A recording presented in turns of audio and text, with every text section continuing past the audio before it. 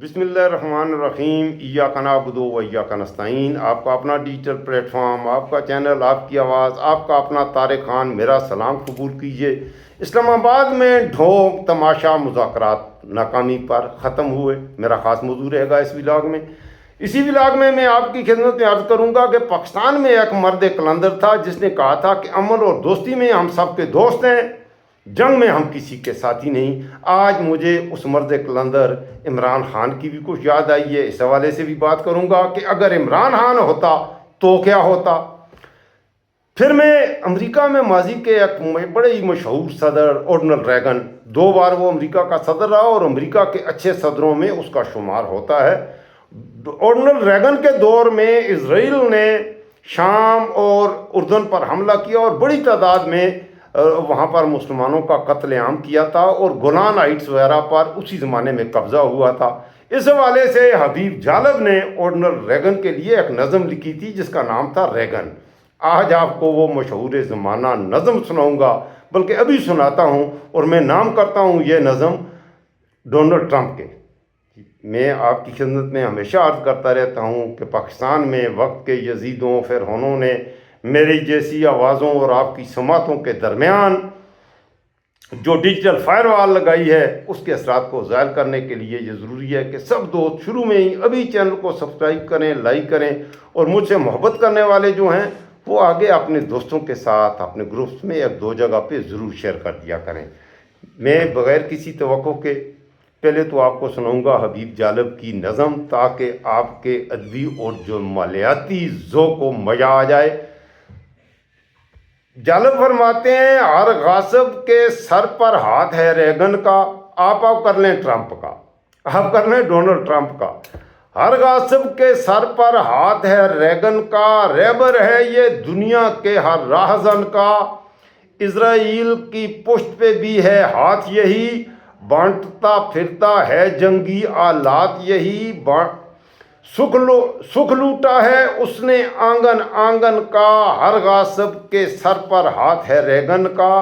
रोशनियों से लड़ना इसकी आदत है, जुल्म से इसको प्यार है, प्यार से नफरत है। इसको खेल पसंद है आतिश व आहन का, हर गासिब के सर पर हाथ है रैगन का। होश का दामन कब तक छोड़े रखोगे, मौत से कब तक नाते जोड़े रखोगे। आओ दिखाऊं तुमको रास्ता जीवन का, रहबर है ये दुनिया के हर राहजन का, हर गासिब के सर पर हाथ है रैगन का। ये थी हबीब जालब की नज़म। अगर आपको सही तरीके से समझ नहीं आई तो दोबारा सुन लीजिएगा। अब मैं आता हूँ इस्लामाबाद में खटपुतली मुज़ाकरात, लेकिन उससे पहले मैं इमरान खान की बात करूंगा और आपके लिए यह सवाल छोड़ूंगा कि आज अगर इमरान खान होता तो क्या होता।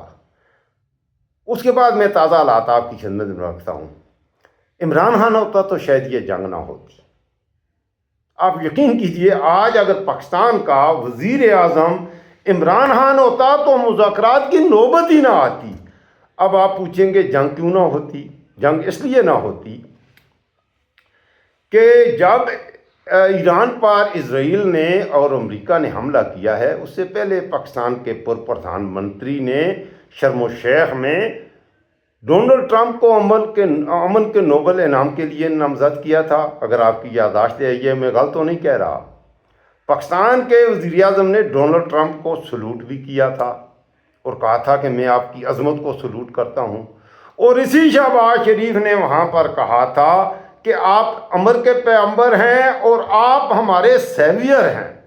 इस पर मैंने बहुत सी व्लॉग में बात की है और यह तो बिल्कुल खुला कुफर है। अगर आप मुसलमान हैं, अगर आपको ला इलाहा इल्लल्लाह पर यकीन है तो यह बिल्कुल कुफर है कि दुनिया के किसी भी ताकतवर से ताकतवर हस्ती को आप उसकी जितनी इज्जत और तकरीम करें, लेकिन यह नहीं कह सकते कि यू आर माई सेवियर, क्योंकि सेवियर अल्लाह है, बचाने वाला अल्लाह है, इज़्ज़त देने वाला अल्लाह है। और जैसे तुम जलीलों को ज़िल्लत के खड्डों में तुम गए हो, ये सब कुछ अल्लाह के हाथ से होता है। इंसान कोशिश करता है और बेहतर यह होता है कि वो अच्छाई की तरफ बढ़ने की कोशिश करे, अमन की तरफ बढ़ने की कोशिश करे। تو عمران خان کا یہ میں نے اس لیے کہا تھا کہ ایک عجیب مرد قلندر تھا، اس نے کھل کے کہا تھا، بھلے کوئی بھی ہو، اس نے کہا جی کہ دوستی میں ہم آپ کے ساتھ ہیں، جنگ میں آپ یہ افغانستان پر حملہ کریں، ایران پر حملہ کریں، ہم آپ کے ساتھ نہیں ہیں، ایبسولوٹلی ناٹ۔ اور یہی وجہ بنی تھی عمران خان کے اقتدار سے جانے کی بھی، اور آج وہ پسے زندہ ہے، قیدی نمبر 804۔ اسے میرے پاکستانیوں یاد رکھو، اگر پاکستان کو اس دلدل سے کوئی نکال سکتا ہے، دیٹ از اونلی ون مین، اور اس کا نام ہے عمران خان۔ عمران خان کے لیے آواز اٹھا کے جیو۔ اب میں اپنے ولاگ کے دوسرے حصے کی طرف آتا ہوں۔ پاکستان کے حکمرانوں نے 4-5 دن پہلے، مذاکرات سے پہلے، اسلام آباد میں اربوں روپے سے اسلام آباد شہر کو دلہن کی طرح سجایا گیا۔ ٹی وی پر، میڈیا پر، ٹاک شو، سارا سرکاری میڈیا خرید لیا گیا، اور ہر طرف خبریں، اچھائی کی خبریں۔ پاکستان ایسے کہا گیا کہ تاریخ انسانی میں شاید اتنی بڑی کامیابی کسی کو نہیں ملی کہ پاکستان میں امریکہ کا نائب صدر آ رہا ہے۔ آپ نے دیکھا استقبال کے لیے ریڈ کارپیٹ جو استقبال ہوا وہ بھی شاندار تھا۔ اسلام آباد کا ایک ہوٹل 4-5 دن پہلے ہی، جو پاکستان کا سب سے مہنگا ہوٹل ہے، خالی کروایا گیا۔ جناح کنونشن سینٹر میں پوری دنیا سے صحافیوں کو بلایا گیا، کروڑوں روپے جھونک دیے گئے کہ ہم امن مذاکرات کر رہے ہیں۔ میں نے آپ کی خدمت میں عرض کیا، یہ سوال ذہن میں رکھیے گا، اگر عمران خان ہوتا تو کیا ہوتا؟ میرے خیال میں جنگ ہی نہیں ہونی تھی، کیونکہ عمران خان نے عربیوں کو بھی کہنا تھا، بھائی لڑائی لڑتے ہو تو لڑو، ہم تمہارے ساتھ نہیں ہیں، اور ایران اتنا تگڑا ہے وہ تمہاری ٹھکائی کرے گا۔ عمران خان کھل کے یہ بتاتا سعودی عرب، قطر، کویت، UAE کو کہ ایران تم سے تگڑا ہے، وہ تمہاری ٹھکائی کرے گا، لڑائی کرتے ہو میں تمہارے ساتھ نہیں ہوں۔ وہ یہی مشورہ دیتا ہے عمران خان، مت لڑائی کرو، تو لڑائی نہ ہوتی۔ انہوں نے کہا، جو موجودہ پاکستانی قیادت ہے، انہوں نے کہا ہم آپ کے ساتھ ہیں، انہوں نے کہا ہمارا آپ کے ساتھ معاہدہ ہے، فلاں ملک پر حملہ ہوگا تو یہ پاکستان پر حملہ ہوگا، اس طرح کے خواب۔ اور امریکہ کو بھی یہ یقین دہانیاں کرائی ہیں، امریکہ نے ویسے حملہ نہیں کیا۔ آپ یقین کریں، انہوں نے امریکہ میں جا کر ڈنر کرنا فیلڈ مارشل کا، یہ ساری چیزیں کیا کہانی بیان کرتی ہیں؟ دنیا میں ہزاروں فیلڈ مارشل ہیں، ہزاروں جرنیل ہیں، ڈونلڈ ٹرمپ نے کبھی کسی کو نہیں کہا مائی فیوریٹ فیلڈ مارشل۔ یہ اس کا فیوریٹ فیلڈ مارشل کیسے بنا؟ پاکستان کے عوام کا ہیرو اگر ہے، یہ ہے، اچھی بات ہے کہ پاکستان کے لیے یہ کام کرے، اچھا کام کرے، یہ ہمارا بھی ہیرو ہوگا، لیکن ہمارا تو یہ ہیرو نہیں ہے۔ اور ہیرو اس لیے نہیں ہے کہ یہ تو جو بھی ہیں، یہ پاکستان کے جو موجودہ برے حالات ہیں، یہ سوداگر ہیں، یہ اپنے ملک کو بیچنے والے ہیں، ایمان فروش ہیں، ضمیر فروش ہیں، الیگل طریقے سے یہ اقتدار میں آئے ہیں، صرف اپنے اقتدار کو، اور ان کے ذہن میں ایک ان کو فوبک ڈیزیز ہے کہ ہمارے اقتدار کی طوالت امریکہ ہمارے ساتھ ہوگا تو ہمیں اقتدار سے کوئی نکال نہیں سکتا۔ جب اللہ چاہتا ہے، امریکہ میں پہلے امریکہ ایوب خان کے بھی ساتھ تھا، کہاں ہے؟ امریکہ یحییٰ خان کے بھی ساتھ تھا، امریکہ جنرل ضیاء کے بھی ساتھ تھا، امریکہ ذوالفقار علی بھٹو کے بھی ساتھ تھا، امریکہ جنرل پرویز مشرف کے بھی بہت ہی اس کے ساتھ تھا۔ کہاں گئے امریکہ؟ اچھا، امریکہ جنرل باجوہ کے بھی ساتھ تھا، آج کے سال میں ہے، اور جنرل پرویز مشرف آج کہاں پہنچا ہے؟ یہ سوال اپنے آپ سے کبھی کبھی کر لینے چاہیے۔ میں اپنے لیڈروں کو بھی یہی کہوں گا کہ خدا کے بندو، او کھوتے دو پترو، اپنے آپ تو یہ سوال کر لیا کرو کہ اس تو پہلے امریکہ کے نال یاریاں نے بھائیاں نے تے کئی نبھائیاں نے، تے آگے بڑھتے ہیں آپ۔ اچھا، اسلام آباد میں ہونے والے مذاکرات میں ایرانی وفد کی سربراہی کرنے والے محمد باقر کلیاف صاحب کا یہ کہنا ہے کہ مذاکرات سے قبل میں نے اس بات پر زور دیا تھا کہ مذاکرات کے لیے ضروری نیت اور ارادہ ہمارے ہاں تو موجود ہے، لیکن گزشتہ 2 جنگوں کے تجربات کے بعد امریکہ پر ہمیں بھروسہ ہی نہیں ہے۔ ایرانیوں نے شروع میں یہ کہہ دیا تھا۔ پھر یہ ایران کے پارلیمان کے سپیکر ہیں کلیاف صاحب، انہوں نے ایکس اکاؤنٹ پر جاری ایک بیان میں اب یہ کہا ہے کہ بات چیت کے دوران ایرانی وفد میں شامل میرے ساتھیوں نے مختلف تجاویز پیش کیں، تاہم مخالف فریق مذاکرات کے اس دور میں ایرانی وفد کا اعتماد جیتنے میں ناکام رہا۔ ان کا یہ بھی کہنا تھا کہ امریکہ کو ہماری منطق اور اصولوں سے متعلق اندازہ تو ہو گیا ہے، اب فیصلہ انہوں نے کرنا ہے کہ آیا وہ ہمارا اعتماد حاصل کر سکتے ہیں یا نہیں، اور اگر نہیں کر سکتے، جنگ ہی ہے تو چلو پھر جنگ ہی صحیح۔ کلیاب صاحب کا یہ بھی کہنا تھا، بڑے مدبر قسم کے لوگ ہیں، یہ انسان ہیں۔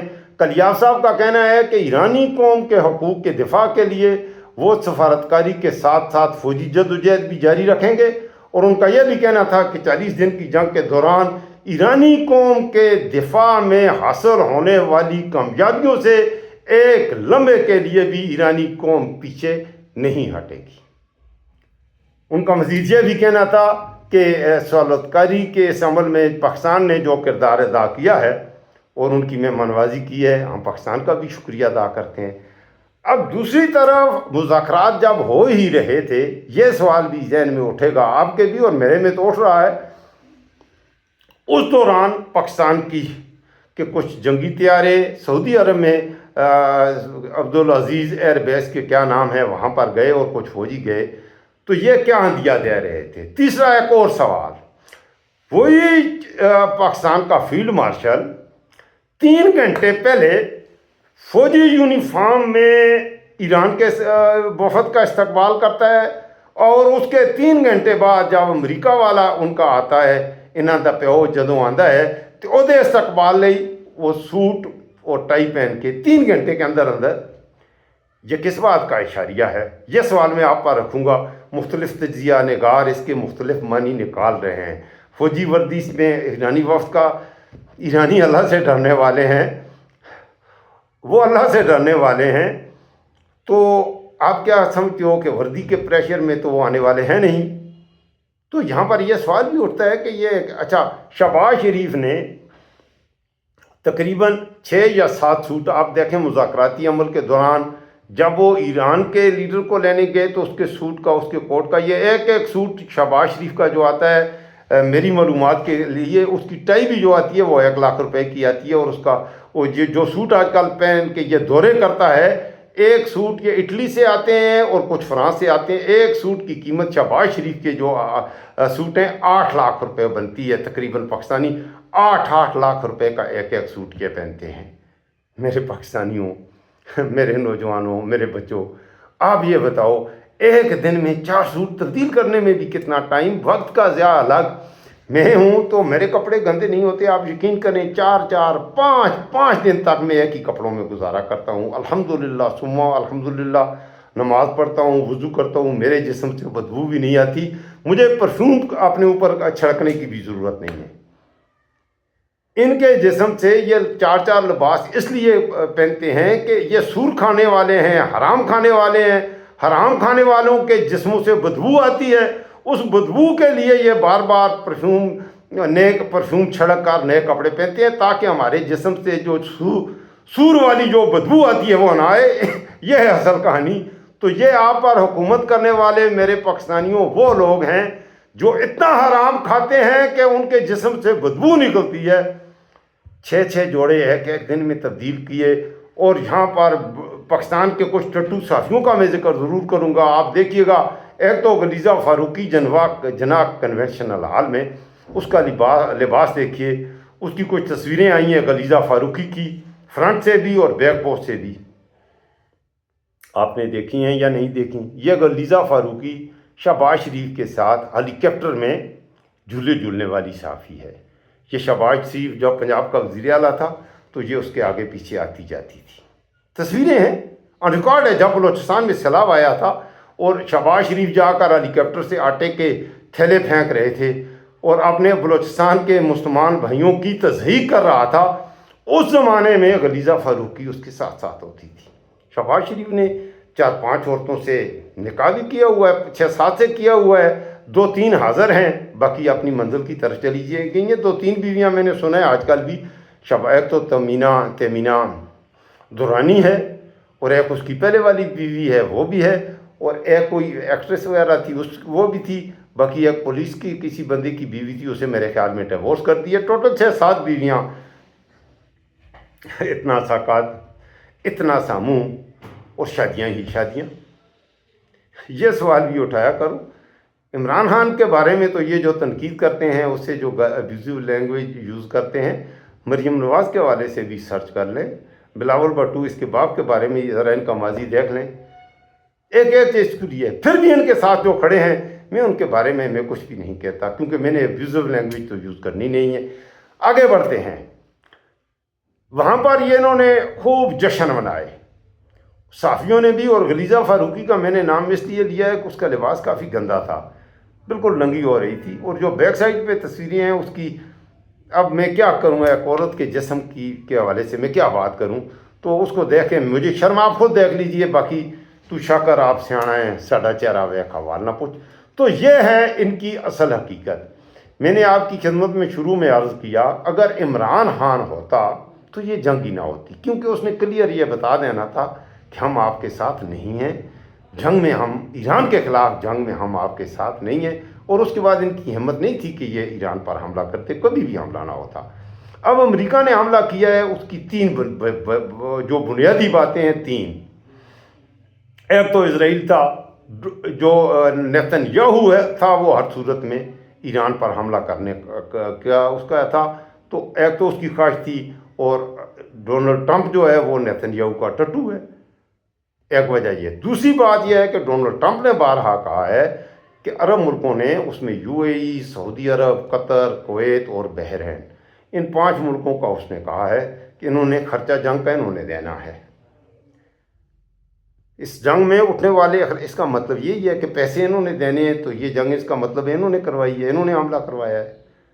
اس سے تو یہی ہے، یہاں ہوتا ہے، اس میں کوئی ٹکی. اور یہ جو ڈرنے والے ٹٹو بغیرت ہیں، کھل کے بات کرو. جو سچی بات ہے، یہ ڈونلڈ ٹرمپ نے کہا ہے. ڈونلڈ ٹرمپ نے، اور بھی ڈونلڈ ٹرمپ نے تو، میں تو وہ باتیں کہہ ہی نہیں سکتا. اس نے تو ایس، فک، اس طرح کے لفظ استعمال کیے ہیں. آپ کو پتہ ہے ایس کس کو کہتے ہیں، فک کس کو کہتے ہیں. اور انہوں نے کہا ہے کہ یہ جو عرب ہیں یہ جاہل ہیں، ان کے حکمرانوں کے حوالے سے اتنی گھٹیا میں وہ زبان میں نہیں استعمال کر سکتا. یہ عرب سعودی عرب کے شہزادے کے لیے بھی کہا، اور دوسرے عرب شہزادوں کے لیے کہا. اس نے کہا میری بڑی عزت کی تھی. اور انہوں نے عزت کیا کی تھی؟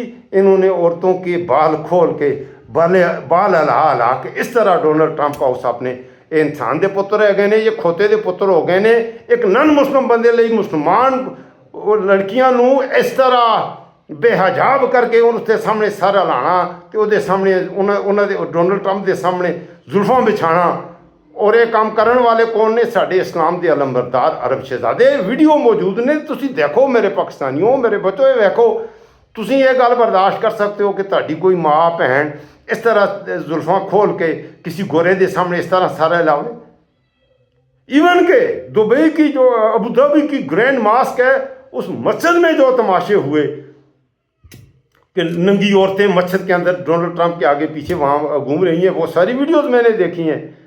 آپ ذہن سے نکال رکھتے ہیں، ان باتوں کو ذہن میں رکھا کریں میرے پاکستانیوں، میرے نوجوانوں. اس لیے میں نے کہا تھا کہ وہ مرد کلندر ہوتا تو وہ اس نے انہیں جواب دینا تھا کہ بھائی جنگ ہے، کرو، لڑو جنگ، ہم نہیں لڑیں گے. کبھی انہوں نے، ان میں ہمت ہی نہیں تھی یہ جنگ لڑتے. اب 3 دن کے بعد آج عالمی میڈیا پر بھی ہے، تو جو امریکہ کا نائب صدر تھا اس نے باقی میڈیا سے بات تک نہیں کی، صرف امریکن میڈیا کو بلا کر 4 منٹ کے اندر اس نے مدعا بیان کیا. اور اس نے کہا ہے جی کہ مذاکرات ناکام ہیں. ایران کے اس کی جو 4 وجوہات ہیں جن کی وجہ سے وہ اگلی ویڈیو میں آپ کو بتاؤں گا کہ کیا تقاضے تھے امریکہ کے جو ایران نہیں مان رہا تھا، اور کیا تقاضے تھے، کیا شرائط تھیں ایران کی جو امریکہ نہیں مان رہا تھا. وہ 4 یا 5 نکات ہیں. 15 نکات امریکہ کے تھے اور 10 نکات ایران کے تھے. آپ کی خدمت میں یہ بھی رکھوں گا کہ ایران کے 10 شرائط کیا تھیں اور امریکہ کے 15 شرائط کیا تھیں، اور ان میں سے تضاد کہاں پر ہوا، وہ تھی 3. ان پر یہ نیکسٹ ویلاگ میں انشاءاللہ کروں گا. یہ آپ کا اپنا ڈیجیٹل پلیٹ فارم ہے، آپ کا چینل ہے، میں آپ کی آواز بنتا ہوں. شروع میں بھی اور آخر میں ایک بار پھر عرض کروں گا، میرے ملک میں، اس ملک کے یزیدوں فرعونوں نے میری جیسی سچ کی آوازوں اور آپ کی سماعتوں کے درمیان جو ڈیجیٹل فائر وال لگائی ہے، اس کے اثرات کو زائل کرنے کے لیے ضرور اپنے 2-4 دوستوں کے ساتھ، اور خاص طور پہ میں اپنے محبت کرنے والوں سے کہتا ہوں، اپنے دوستوں سے کہتا ہوں، اپنے دوستوں سے شیئر کریں. یہ آپ کا اپنا چینل ہے. دوسرا، اگر آپ کا کوئی جینین مسئلہ ہے تو کمنٹس میں مجھے لکھ کے بھیجیں، میں خود آپ کو کال کروں گا، اپنا فون نمبر بھی آپ کو کال بھی کروں گا، اور آپ کے مسئلے کے لیے آواز بھی اٹھاؤں گا۔ اللہ حافظ۔